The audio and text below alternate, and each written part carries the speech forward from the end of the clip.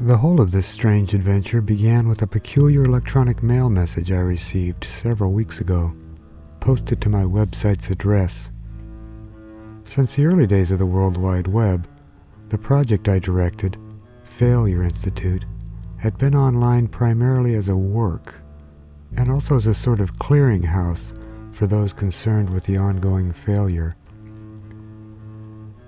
It had received some notice, and if possible to judge from the mail generated, both positive and negative, was visited by all sorts.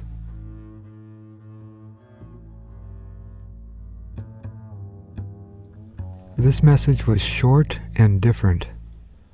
I have visited your ephemeral Failure Institute.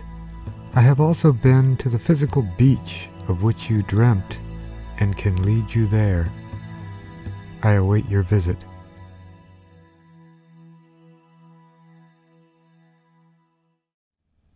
I knew immediately what dream the writer was referring to. For some time now there was posted at Failure Institute a text, several pages in length, which described a vivid dream I'd had in Geneva.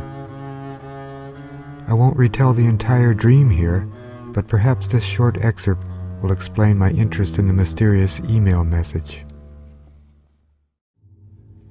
I found myself walking along a broad and sloping beach of sand, oddly silent, with no crying seabirds or rhythmic pulse of the surf, just a low and steady moan of wind. On my left I sensed a sharply rising cliff. I turned to look out to sea and was quickly overcome by vertigo, causing a drop to one knee. The beach fell sharply away in front of me. There was no sea. In its place, thousands of feet below me, a wide plain stretched out to a horizon lost in the distance. To regain my balance, I shifted and looked back over my shoulder to the cliff, which was now not a cliff at all, but a towering, glacier-flanked rocky peak. I realized I was halfway up the side of some huge mountain.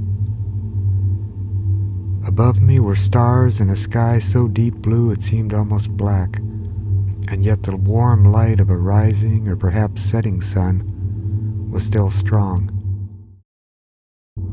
Below, and for as far as I could see, the plain was covered with vast swarming armies of people. All religions, all political persuasions, all causes, and each swirling under its symbol and warring with the other. When at last I pulled my gaze from this beautiful, horrible tableau and looked again to the peak, I saw instead a perfect equilateral triangle, radiating golden in the fading sun and rising from a base beyond my peripheral vision to a point that must surely have been beyond the oxygen. I awoke in tears with a great sense of longing. Feeling at the time the dream might have some significance for me, I wrote it down. Soon I was able to dismiss it as having been caused by nicotine withdrawal during a failed attempt to quit smoking.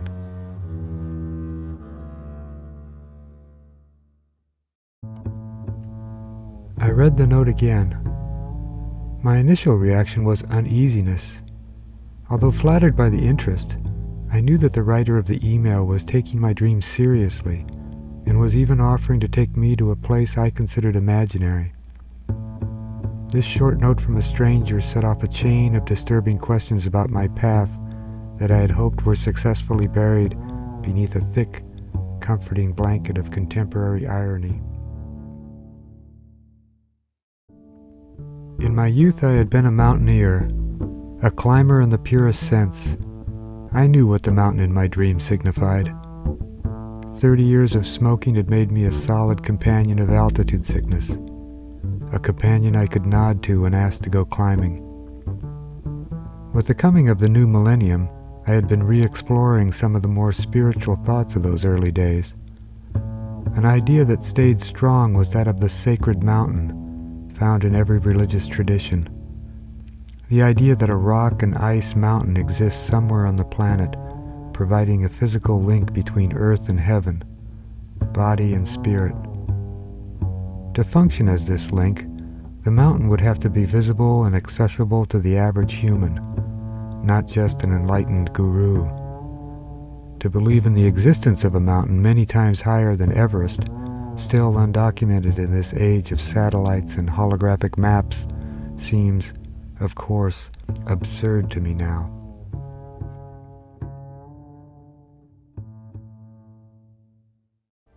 But what if the mountain weren't always there, or didn't assume its true proportions until certain conditions were met?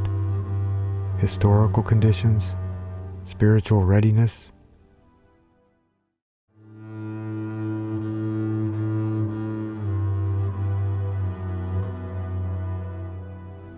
As all of these thoughts came flooding in, I realized that at the heart of it was the mysterious email. I felt that the writer, a stranger to me I had to assume, somehow knew my private mountain theories and more. I resolved to visit my new correspondent and replied to the message that very day. I was certain that a few hours with this eccentric, a few hours would assuage my guilt about avoidance of things mystical, and I could get back to comfortable, rational, contemporary art.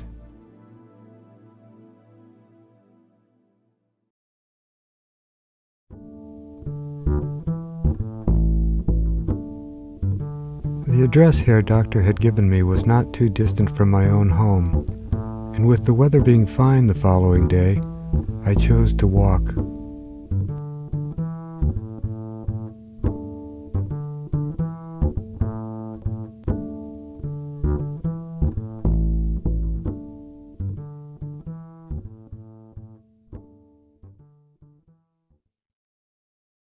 The house at number 22 DeMaul Lane was an odd wooden structure, a two-story shingled affair.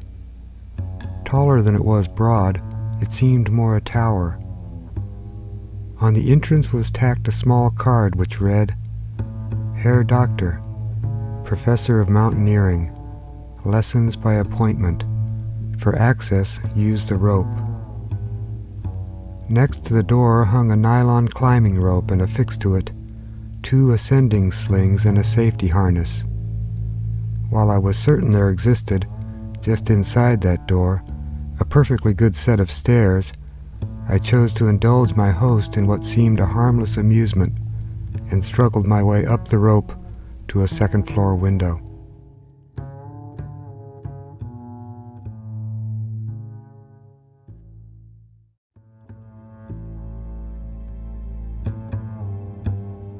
As I climbed through the window and my eyes adjusted to the darkness, I saw the man I was seeking, working at a small table, turning to greet me and rising to welcome me.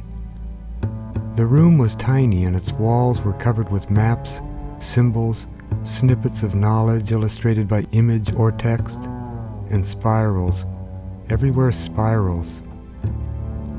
Once seated, we naturally began talking about mountaineering. I was immediately charmed by his easy manner. You and I must get to know each other in the next few hours, Herr Dockter said, in a voice that held traces of an Eastern European accent. I'm confident that soon we'll embark on a great adventure. We hold a certain belief in common. I asked him about his message and, of course, the meaning of the beach.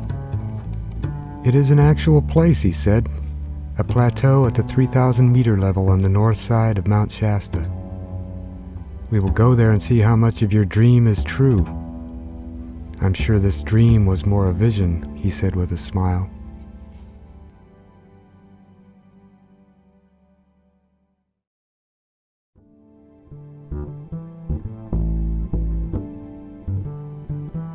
Herr Dockter told me of his many climbs of the mountain, how its proximity was the main reason for his moving here. He told me stories and legends dating back thousands of years, fantastic tales that made it clear, to him anyway, Mount Shasta was perhaps the sacred mountain.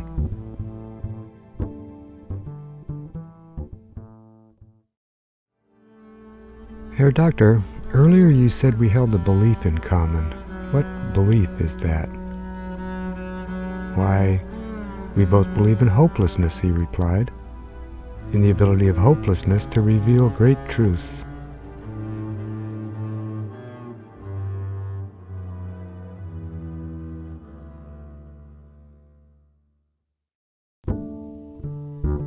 He rose and began an animated discourse on the physical sciences.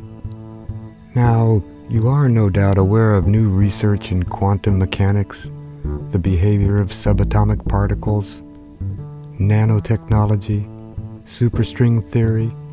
Science, pure science, is now poised to converge with more esoteric and ancient ways of perception. We will soon have rational, scientifically observable magic.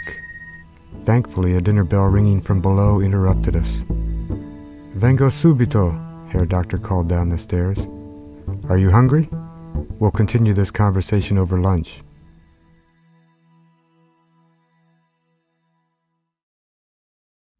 I followed Herr Dockter into a warm and bright first-floor room. Filled with plants of all types, it seemed more a conservatory. We seated ourselves at a small round table in the room's center, and he filled both our glasses. Behind me, the only works of art in the room, 2 German expressionist woodcut prints, the 7 Deadly Sins and the Totentanz. "Now here, this is something real," Herr Dockter began. "A simple pasta, a good red wine. My housekeeper, an Italian woman, cooks these wonderful meals using only the most natural ingredients." "When you say something real, what?" I began to ask. "I mean, a real spaghetti is worth more than a false philosophy." "Tell me," he said quietly, "have you ever had a near-death experience?" After catching my breath, I began to tell Herr Dockter of my time at sea. On Christmas Eve 30 years ago, the crab boat I was working on was capsized by a 15-meter wave while crossing the bar. The skipper and I were trapped in a tiny dark airspace. With so much debris blocking the way, my attempts at escape were futile. There seemed nothing to do but wait for the death that was sure to come, when the ship broke up and sank completely. "Did you pray? Was there panic?" Herr Dockter asked. "I did call out for some sort of divine intervention," I answered. "I thought that if ever there was a time, but there was nothing, just a pure clarity and calmness." "Perhaps that was the answer," Herr Dockter said.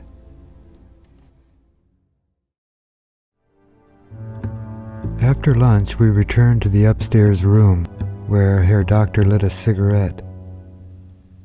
"We'll meet again next week," he said. "I know several people I would like to include in such an expedition. You may also know of someone. Next week I'll explain more of my theories and answer any lingering questions you may have." Herr Dockter laughed and closed his eyes, and I sensed our first meeting was at an end. I walked home trying to put all of Herr Dockter's information in perspective. My wife, with feet firmly on the ground, would have good advice, and I thought about how best to explain it all to her. I told my wife as concisely as I could the details of Herr Dockter's strange ideas and plan. While I liked him and might well accompany him on this quest, I didn't seriously believe any of what he had told me. "It seems the most fascinating idea I've heard in years," she said. "I am definitely going with you." I felt I was falling from a great height, falling to the summit slopes of a huge mountain.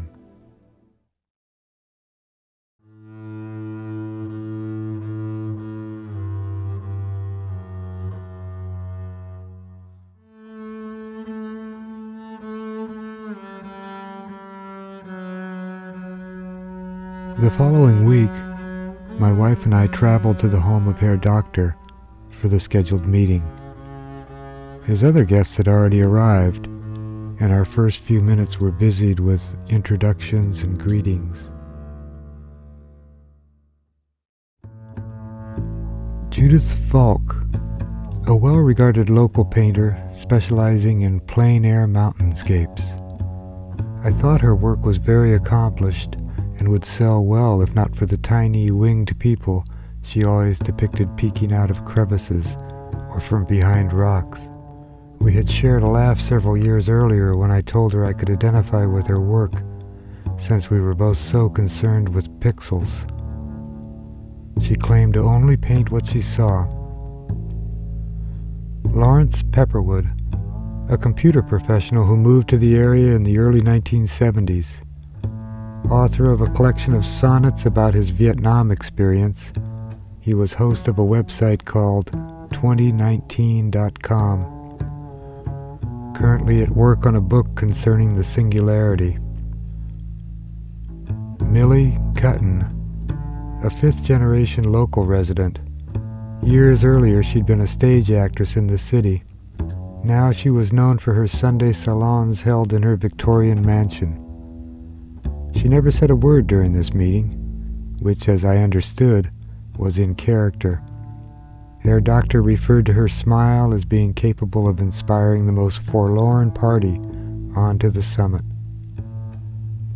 My wife, a writer currently providing half the family income by working as a reporter for the local television station. I could attest to her climbing skills as she had continued on alone to the summit of a peak in the Bugaboo Range we had chosen to climb on our honeymoon, while I, pulverized by altitude sickness, remained in the tent. Myself and, of course, Herr Dockter, our leader. Herr Dockter began telling a story. In the fall of 1881, local hunter, scout, and Civil War veteran Lewis Quimpson was leading a small group of homesteaders from Sacramento into the Scott Valley region west of Mount Shasta. All proceeded well as the travelers made their way up the Central Valley until the point when the mountain dominates the horizon. In a statement made to authorities after the incident, Watson, a sheep rancher with the group, recalled, "Mr. Quimpson began acting most erratically, with pacing, constant glancing toward the peak, and whispering to himself. Although their guide had a reputation as a temperate man, several of the women felt he had taken to the bottle." Quimpson's odd behavior culminated at a stop near the present location of the city of Weed, when witnesses reported that between bouts of crying, laughing, and muttering in tongues, he scrawled directions for the homesteaders on a map, mounted his horse, pointed to Mount Shasta and said, "I must climb home," then rode off. The following evening, from their campsite above Stewart Springs, the homesteaders watched a huge cloud form above a Mount Shasta bathed in the rich glow of sunset. Quoting from Rancher Watson's statement again, "Like a huge golden triangle pointing up, the cloud lasted from sunset until well into dark night." "The lenticular clouds of Mount Shasta are well documented," Herr Dockter said, bringing us back from his story. "Let me show you some photographs." He passed a set of small prints around the group. A cloud might well explain it all, but no trace was ever found of Mr. Quimpson. I mean no offense to those residents of Hawaii or the state of Alaska when I say we are as far away as one can get, as far away as possible from the machines of capital, the engines of success. Allow me to illustrate. And he went to the blackboard. Here are the basic shape of this land, a country formed by those unable to succeed in Europe, by immigrants, refugees, by those seeking to get away, by those seeking.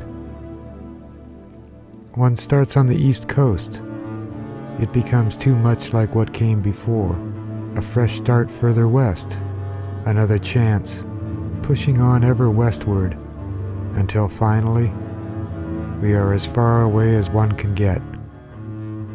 What better place for a sacred mountain, a link between earth and heaven? I first heard tales about this peak while bivouacking in the Caucasus Range, if you can imagine.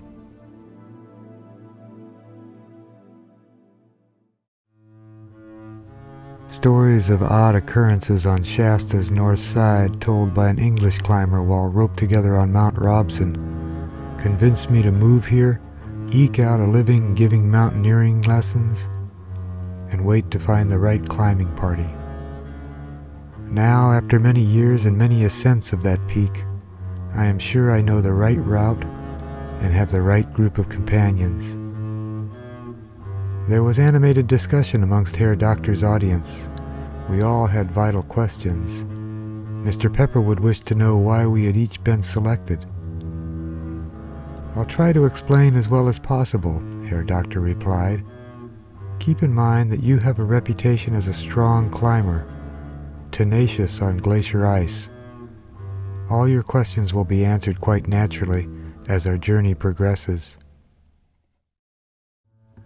I spoke of my research concerning failure, in which I had heard tales of the local people thousands of years ago making small spherical clay vessels left as offerings on the high slopes of Mount Shasta.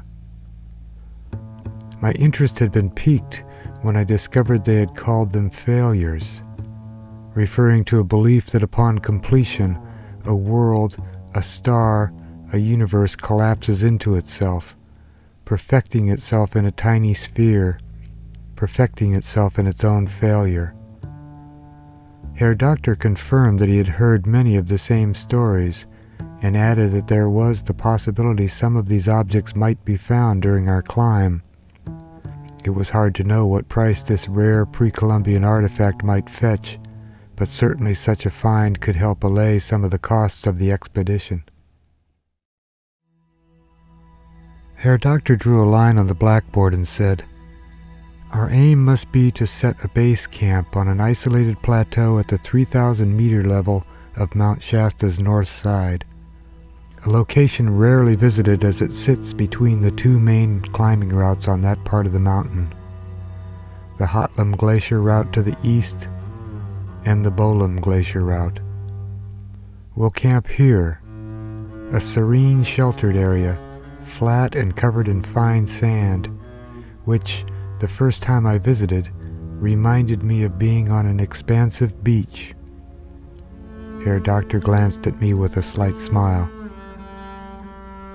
"According to my calculations, this beach is exactly in the center of Mount Shasta when viewed from true north. And from that same northerly position, a line drawn vertically through our campsite will pass through the highest point on the summit. We'll make our camp and plan on several days of acclimatization and careful scientific observation of natural phenomena as we await formation of the perfect cloud."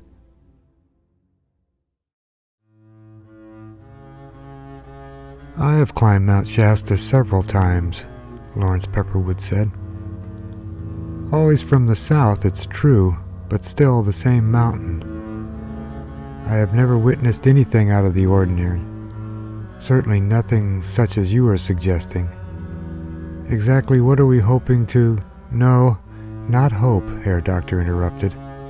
"Hope with its preconceived visions will only obscure. Our shared familiarity with failure will guide, allowing us to see routes others have overlooked." "Failure is no great achievement," said Pepperwood. "I have accomplished it more than once."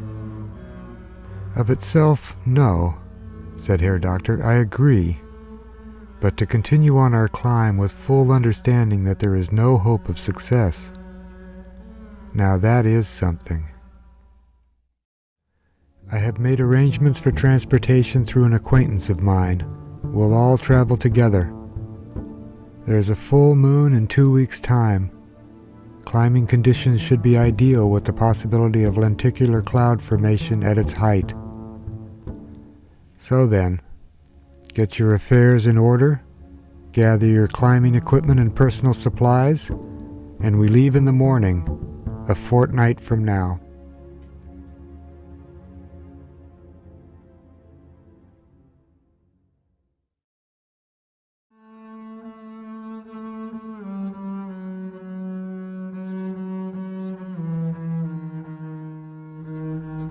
Herr Dockter had indeed secured transportation for the group, an older station wagon that appeared to be the service vehicle for a commercial fishing boat. We left the waterfront district of the city and headed east, initially through the dense redwood forests near the sea, and then along the banks of the river that formed a path to the interior, bisecting the coastal mountain range. Within a few hours, the landscape we drove through changed dramatically. Brilliant sun on red earth with muted dry brush and oak predominating. The air temperature rose to nearly double that of the coast. Herr Dockter drove quickly but smoothly and kept up an amiable patter about flora and fauna alongside the highway. Inside, the high temperature abetted by the tight packing of 6 adults and all their gear into the station wagon began to wear on the group. There were several arguments about the smallest of things, caused, no doubt, by the uncomfortable traveling conditions. Millie Cuttons spoke up on one occasion to head off what could have developed into a fight about body odor between Mr. Pepperwood and myself. With considerable travel time and the cramped car still ahead of us, Herr Dockter chose to begin telling one of his tales as a distraction. As soon as he mentioned Lemurians, my eyes rolled in their sockets and it was all I could do to restrain a protest. I get the willies when people include supernatural beings in the discussion of metaphysics. Whether tiny, gigantic, covered with fur, or green, their inclusion is always to the detriment of serious consideration of topics that, aside from the power of their universality, have a special place in my heart. I chose, in a decision that could have been affected by my position as a member of a captive audience, to allow that Herr Dockter was speaking metaphorically, remained silent, and listened as I gazed out the window.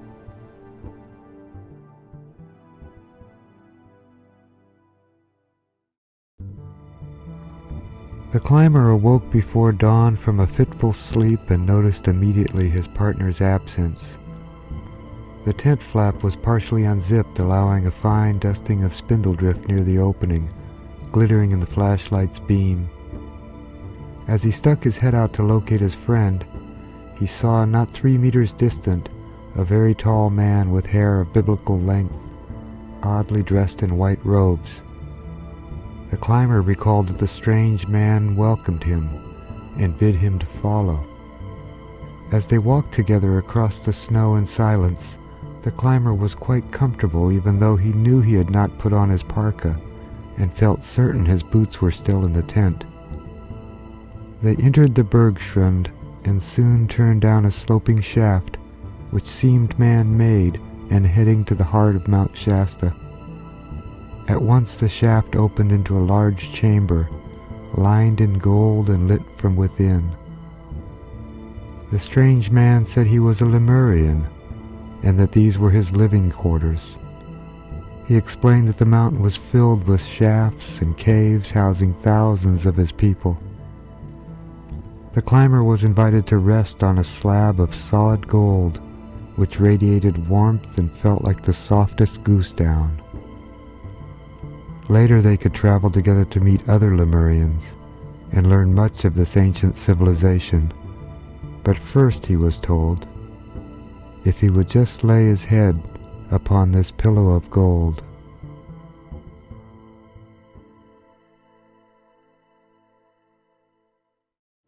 It might well have been the mention of that golden pillow, but for whatever reason I drifted off to sleep at this point. After what I suspect must have been several hours, I woke to a completely different landscape. The air was fresh and cool, and the road an unpaved track across sand and brush. In the sky, small puffy white clouds above a horizon that held my first view of our mountain.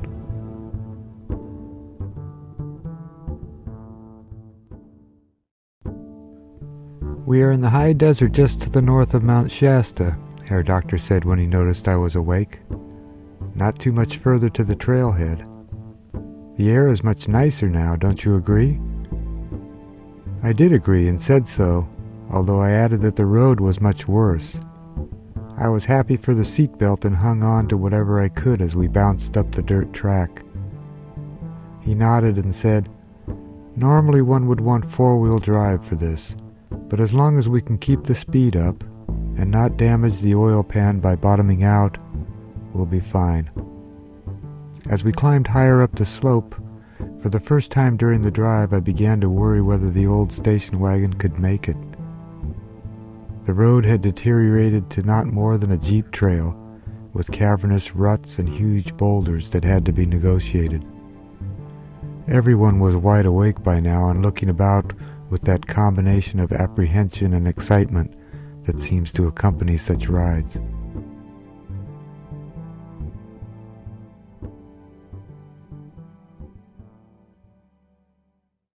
Herr Dockter stopped the car at the end of the road, and the huge cloud of dust that had been following close behind engulfed us and then settled. The air was clear and smelled sweetly of pine, a smell that only occurs in the evening after the forest has baked all day. The group happily went about all the chores necessary to make camp in the hour of light remaining. Besides the beauty of the location and the anticipation of the climb, we were all delighted to be out of that car and standing upright. "We hike from here on," Herr Dockter explained to Pepperwood. "We should be very grateful that the automobile brought us to the 2,000-meter level."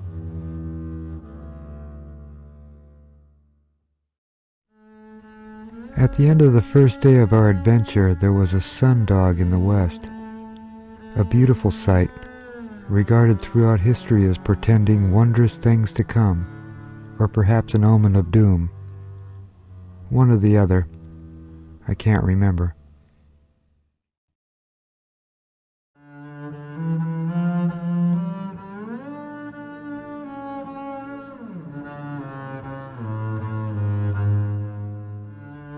After Herr Dockter's assurances that the climb to establish a first camp on the beach would neither be long nor strenuous, we chose to sleep in, enjoy a slow and restful breakfast, and begin our climb through the forest at mid-morning.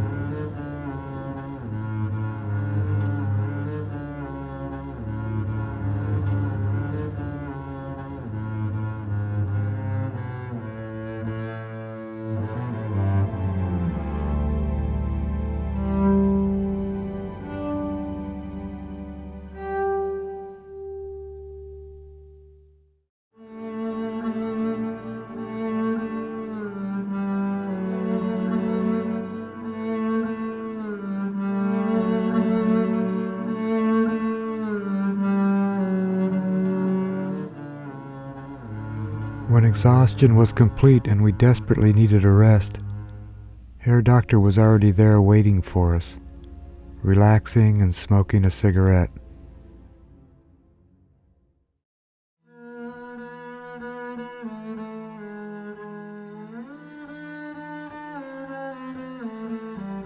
After several hours, we rose above the tree line and got a sense of Mount Shasta.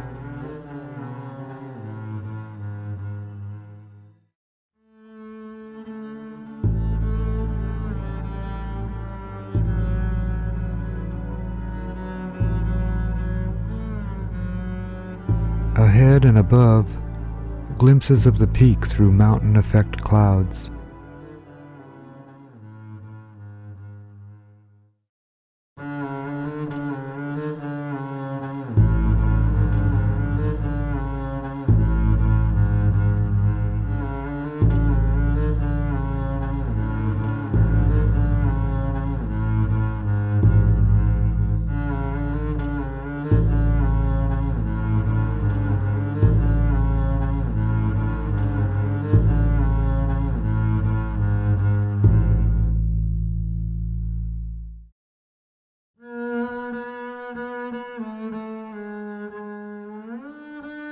One last steep scramble up a loose rock and scree slope.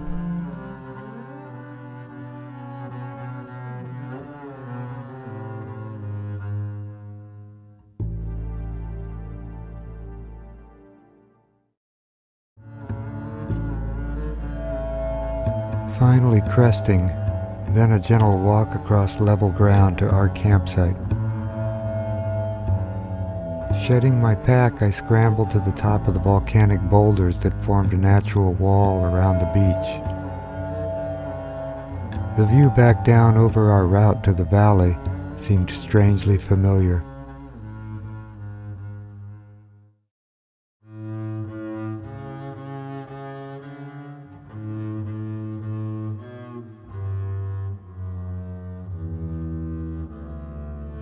Herr Dockter explained mountain effect clouds to Millie Cutton and what conditions would be propitious for the formation of lenticular clouds.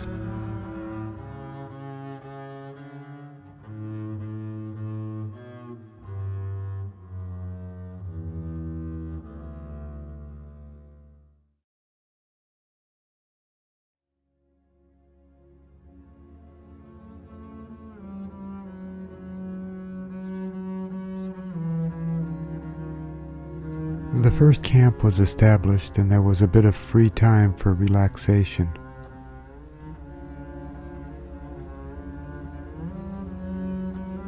In his wanderings about the beach, Lawrence Pepperwood discovered one of the hollow ceramic spheres we had been hoping to find. The failure was passed among the group, but no decision was reached as to whether we ought keep it or not.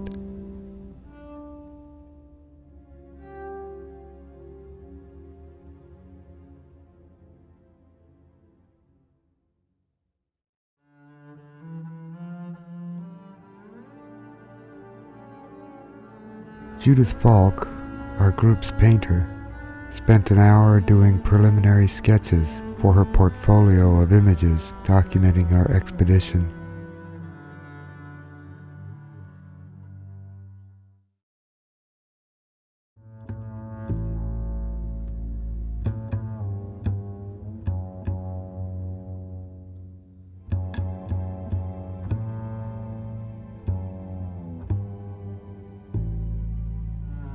With afternoon clouds scudding near the summit, Herr Dockter called a meeting on the beach to discuss climbing safety, rope team assignments, ice axe arrest technique, our route, and above all, our attitude.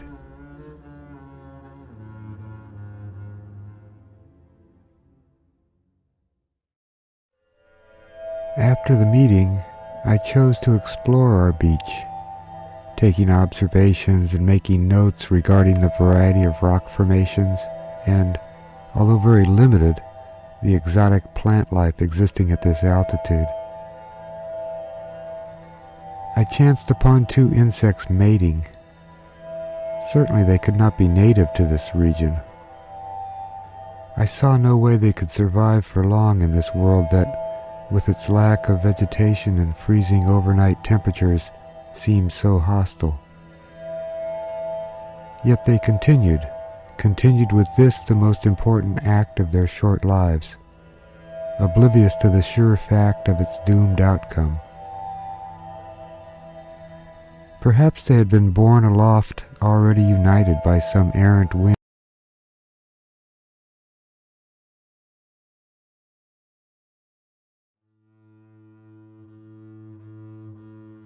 It is at this point Mount Shasta ends, in the middle of a chapter, in the middle of a sentence, in the middle of a word.